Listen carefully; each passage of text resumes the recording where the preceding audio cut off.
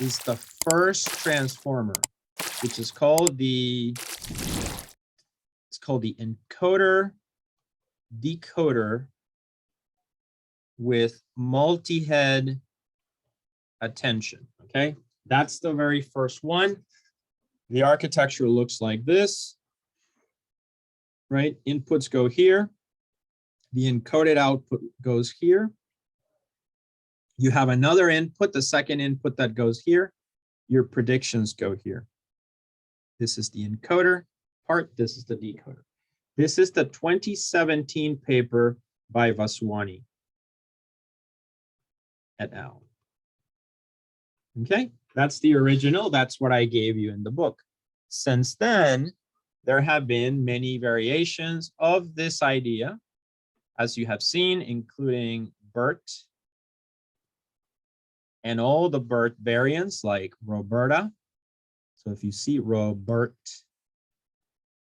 right? And so that's the whole family, all the BERT ones. And then there's the ones that are BART and GPT, which are a different family. But they're all transformers one way or another. They all, to be a transformer, you use the attention mechanism. So we talked about attention. You can refer back to one of the lectures for that one, the keys, values, and everything. And you use one of these ideas of encoder or decoder or both. So the original uses an encoder and a decoder. BERT only uses encoder. BART GPT use encoder and decoder, okay, in the architecture. So that's the first thing to remember, to kind of place us where we need to be, okay? Any questions about this part or no? Okay. Now, most of transformers, I'm recording this.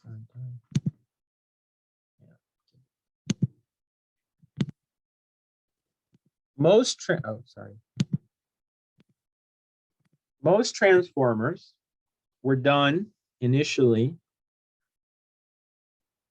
for NLP, right? Which is, usually text. But they're being used now, believe it or not, for vision. And there's a battle raging right now between CNNs and the transformer for vision. I don't know the exact name of it yet. And it could be that they win. So you'll see CNNs not being used that much anymore. That's a possibility. So we'll see. But we're not going to spend too much time on this semester. If anything, I'll do a lecture at the end. Okay. But our focus is here. So notice I started with transformers, what they are, chapter 10 in the book, encoder decoder, several variants. They need to have an attention mechanism and one of these elements, usually to be called a transformer.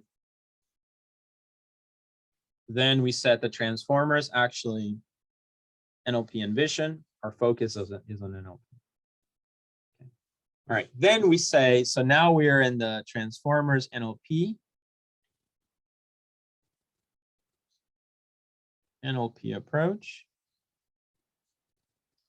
Okay, and here, last week, we started talking about applications. Applications in general, but it's a good classification of applications would probably be the standard application of supervised. Well, no, let me not say that. So I want to stress something important here. In the transformers have two phases. What are they? What are the two phases of transformers?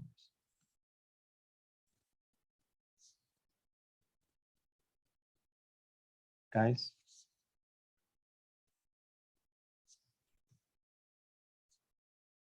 pre-training. So if pre-training is one phase, what is the second phase?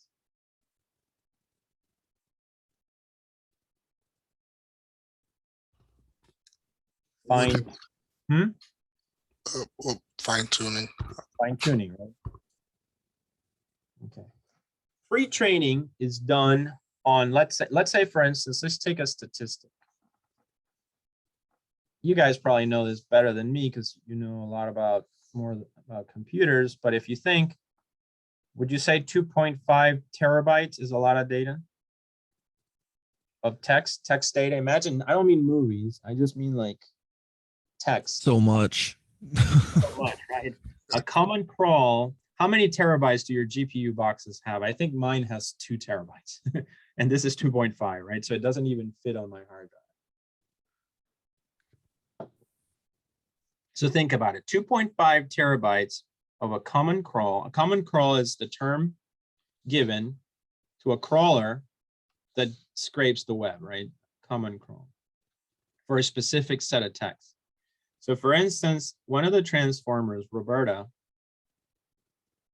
I think Roberta, is it XLM? I'm not sure. One of these versions, which is a BERT transformer, was trained on 2.5 terabytes of data. That data is usually what? Not labeled, correct? Instead, the transformer learns in an unsupervised fashion.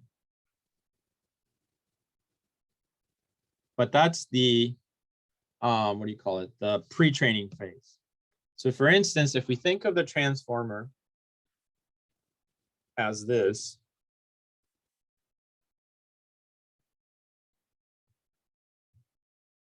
and we want to predict the cat sleeps,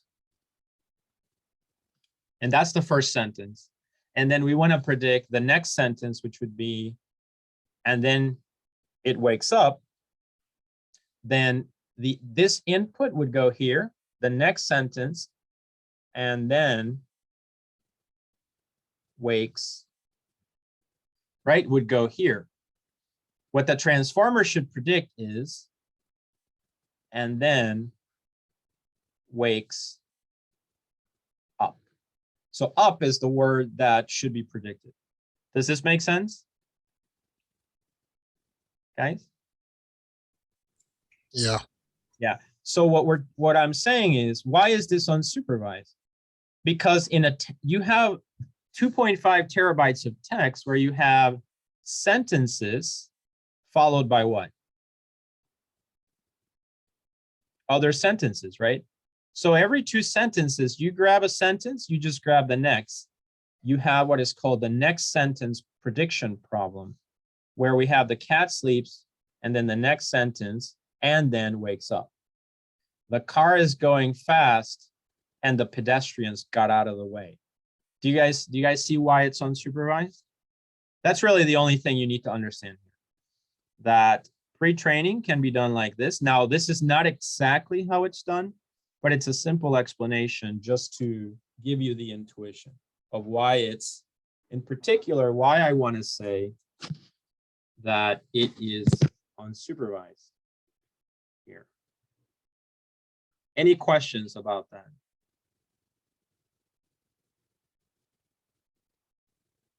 Okay, I'm not hearing any questions. So then phase 2, you pre-train this model on 2.5 terabytes of common crawl or whatever of text, and you're just predicting next sentence. However, there are other things that you can predict in an unsupervised fashion. The intuition is that it learns, structure of grammar, it actually learns semantics, etc., from the 2.5. And now that model is ready. It's basically a gigantic machine of codifying things. Okay. And then once I have the phase 1 complete, comes the fine tuning, right? Which is for your specific problem, we are going to fine tune it to the task. So we're going to fine tune it to the task. Sorry. oops, we are going to fine tune it to the task here. So what are some approaches? So this is what so we're actually back where we were last Monday, where I was saying the applications of NLP. But before I say that, how can we fine tune it? Well, we can fine tune it here in a supervised fashion and also in an unsupervised fashion, okay? Supervised and unsupervised. So last week then, so now I'm gonna jump to just a fine tuning part, although today I'll talk more about phase one as it pertains to BERT. We're actually gonna come back to like this idea here. But let me just finish this story, let's say, of phase two, the fine tuning.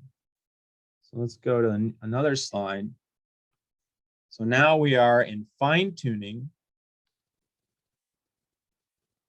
of transformers. And then we have supervised and we have unsupervised. So we haven't talked about unsupervised at all, but I have the code for that today. All right, and that code, the unsupervised, actually, I'm not even using my GPU box. It just runs nicely on the Windows computer. All right, but supervised, let's kind of summarize here. What are the two, let's see if you guys remember, what were the two classes of supervised applications we talked about last week?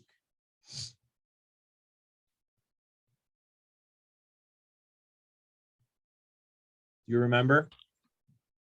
Two modules from transformers. So we had modules. Yeah, go ahead. Was it the sequence one? Yes, that's one. Very good. What's the other one? I'm trying to remember. The token one, but yeah, good. No. So the name is really weird. Like I would have just said for label classification, right? But the word that they use is for sequence classification, which I guess the sequence just means the input, right? But really this just predicts labels. So this is, this example is like that Turkish one, right? So the Turkish one where we actually had labels. Oops. Label and text, right? And so we train on this. So this was the Turkish one. If I go, I want to remind you of that one. So we can, let me share this screen.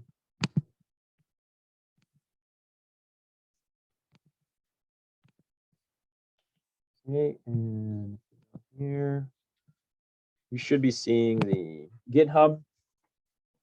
And then we go to repositories, transfer learning, target phase, and then fine tuning. And these are the ones that we looked at, not all of them, but in particular, we looked at one of these, I think. Was it this one? No, this is the sentence classification. Yeah, this one. So this was the data set. Remember, these were the Turkish labels. We can look at the data set itself. Some data.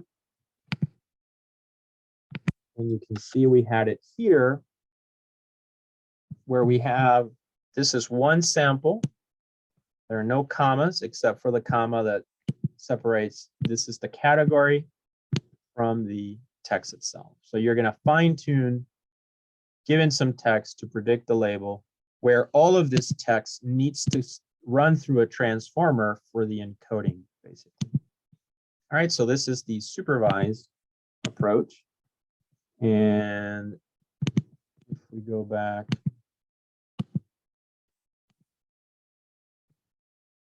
fine tuning, there were several examples, but mainly some of them were like sentiment classification. This one was multi-class, And then we had some regression ones, but really what I'm going to do today is I think it's better. So in essence, that's the idea, right? So we did that one.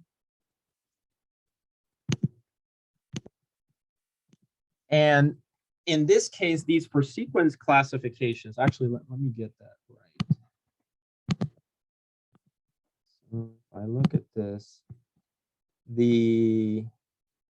yeah, here it is. So for sequence classification, so I had it right. So it usually starts with whatever model you're using, like BERT or something, but it's for sequence classification. So let's go back to the whiteboard.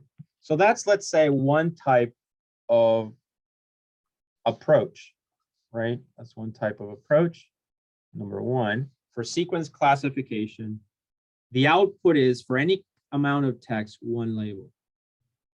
The second one was the other type for token classification. I have not given you code for this one. But what this one does is instead of given text and producing one label, you produce a sequence of labels for a sequence of text. So for instance, this is applied for part of speech tagging and also for named entity recognition. So what I mean by that is, if I go to another page here, let's take the example of named entity recognition. You know, the input is the princess Mary entered the dark woods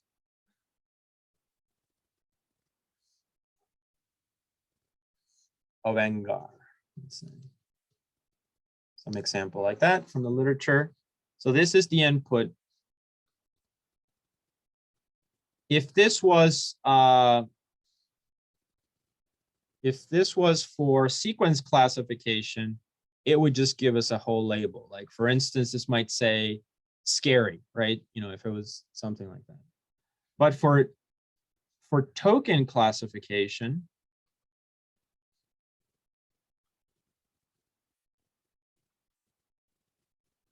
which I believe that was the module? Do you guys remember?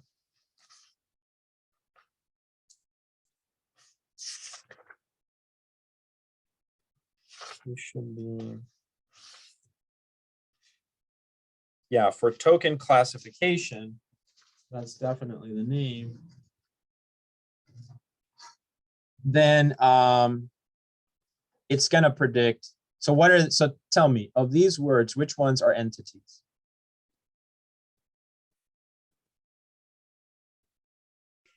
Mary.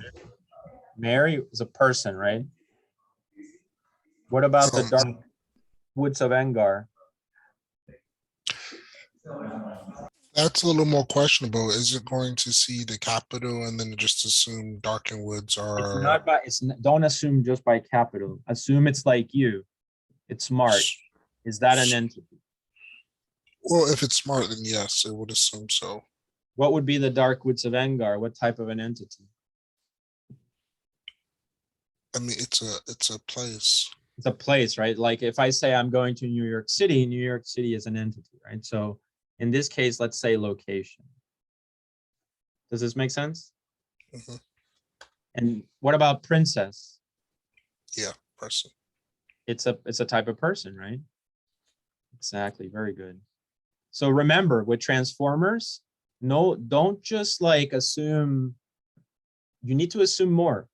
You know, that's kind of the insight here. You need to start assuming a little bit more about where you are, believe it or not, in AI, right? So there's a little bit more intelligence going on there. Now, what about the? That's not an entity, correct? So we say it's an O. Entered, is that an entity? No. Nope. Great. All right, so then for token classification, hopefully it's clear that the output is this. A sequence of tokens given an input. Okay. And so this applies very well for the problem. So now if we go back for a big picture, remember, for pre-training, it's unsupervised. For fine-tuning, it can be supervised and unsupervised. Last week, we talked about supervised. So this one for sequence classification, and I gave you the Turkish code. I didn't do anything on this one, but part of speech tagging, named entity recognition, question and answering, these are all for token classification. And we may not do this in class, but the code is out there online. And so this gives you, this part of speech tagging is, of course, the cat sleeps or eats. So determiner, what is this one?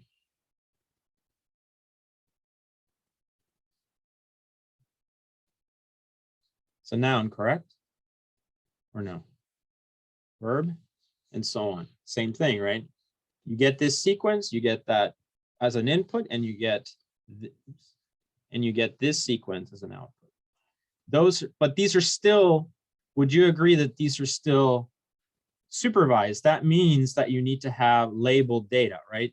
In the case of, for token classification, you're going to need examples that look like this, or examples that look like this, and then do the prediction. Is this clear enough? Mhm. All right. All right, so this is kind of where we were last week. Now, today, we're going to look at the unsupervised during the second half of the class. So this lecture will go on until start at 2:30, 3:50, right? So yeah, so I'm just doing this part, and then the rest of today, and the rest of the first half, I'll cover BERT, and then in the second half, I will cover this one. But I wanted to point where we are, right? So in unsupervised, obviously, as the name implies, there's no labeled data. So all you can do is clustering, semantic analysis, or distance metrics. So for instance, let's take the Turkish example, right? Let's go back to that Turkish example. So in that one, I had a label and some text. And let's say it's label 1, text 1. And then I had label 2, text 2. You guys see that? So this is the supervised case. I train it with these. In this scenario, unsupervised, I no longer have the labels. I just have the text. So what can I do? Well, you can cluster it. You can do distance metrics. If you remember, where do you do those things? What is this called? With multiple dimensions? What do we call this? Vector space. Vector space. Very good. Thank you. We need to operate in vector spaces. If we can operate in vector spaces, that means that we're going to represent the text as vectors of dimension n, where we don't want it to be too big. So n can be something like 768. Why not? Not so big, right? And so we're going to represent all of these. I chose 768 because I believe that is BERT's dimension. We'll see that in a second. So now text 1, text 2, text 3 can be points in this space, correct? Would you agree with that? Yep. And then what can we do? I can cluster them. I can take distance metrics and so on. You see that? So that's basically how that works. So this is where we are. So on the fine tuning, so I'll show today examples of this. So if we were talking now, going back to that idea of the project, remember what I said, I have some text and then I have other text, but this text has a label, right? I want to infer that this text should get that label. So what can I do? Well, if I use unsupervised methods, I represent this as a vector of 768, and I represent this one as a vector of 768. Take the distance between the two vectors, and then in all the other vectors, find the closest ones, and then for the closest ones, find a label. Does that algorithm sound familiar to you? What was the name of that algorithm that you learned in 360? Nearest neighbors. K nearest neighbor. Very good. Do you see what I'm? Oops. I don't know what happened there.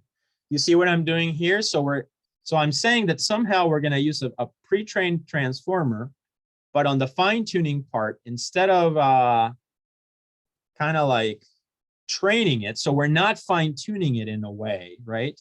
Instead, I'm just saying we're using the pre-train. So a better way of saying this is that we have phase one pre-trained model. We have phase two where we can fine-tune supervised ones, and unsupervised ones maybe just means that we use pre-train.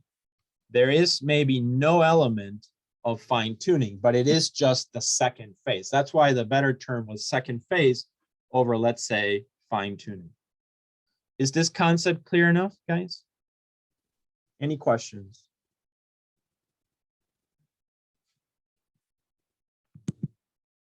Okay, doesn't sound like there's any questions. So anyway, this is what we're doing today. And so maybe this makes a little bit more sense as to what I was saying last week, right? That we need to find a problem and do some inference somehow. Okay. All right. So anyway, you have a lot of tools. You'll have more tools now, right? So that was, I think, it. So let me just summarize it. So as far as NLP applications with transformers, you guys can now, or should be able to, hopefully at least after today, you can do several things. Sequence classification.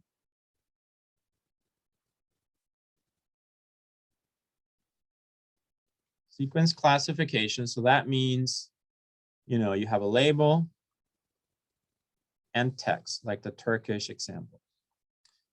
And basically that's what you do. So there's your sentiment analysis or any other classification, topic classification. For the token classification, they're also kind of the same thing, supervised, but here you have the cat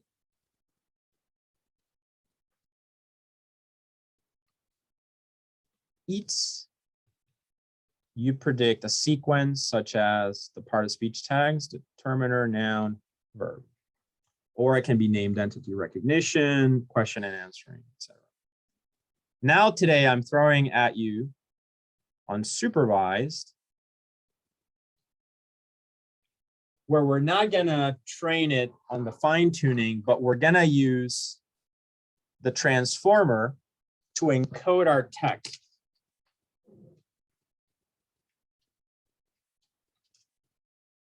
We're gonna encode our text, and then we're gonna perform some distance metrics. So basically this idea, right? We're going to encode our, so I guess I'm gonna draw this. And then now we have our text in here. And this is unsupervised, right? And then one last one that you guys are working on is GPT. What does GPT do? Natural language understanding, basically generates text automatically. And as a side effect of the pre-training, so it's a side effect of the pre-training of, phase one, right? As a side effect of the pre-training of phase one of a transformer with BERT, for instance, what else can we do?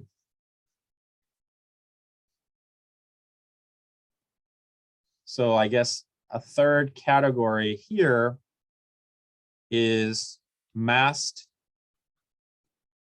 token generation, right? You remember that because you use that in the homework, the ethics homework. Does this make sense?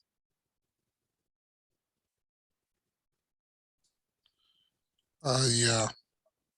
Any questions about any of this? No questions? All right. So these are all the applications of transformers. And there you have it. So if I give you now a problem with text processing, you can throw all of these or any of these at it. Okay. And so one of the objectives of the project is I want you to do exactly that. Throw all of these or any one of these at the problem. You currently have code for this one. You will hope have code for this one today. You are working on this code yourself, and you already have these because these were from your ethics homework. The only one that we don't have code for right now that I've given you, obviously there is online, is this one, but it's pretty straightforward. I mean, you can use the pipeline very much like this. At some point, if time permits, I will come back to this. It's just not such a priority for me, but we'll come back to it, okay? But it should be as easy as one of these Albert ones in using the pipeline and just say for that type of problem. All right, so this is what you can do with transformers, okay? So this is the big picture that I wanted to discuss today. Before we move on to the two other topics that I want to discuss today, which are to go over the code for these, but also, if you remember, a week ago or so, I went over the 2017 paper, the original one, and I explained that. Today, I want to go over the, in phase one, I want to go over BERT and how that works. So before I move on, questions or on anything that I just said?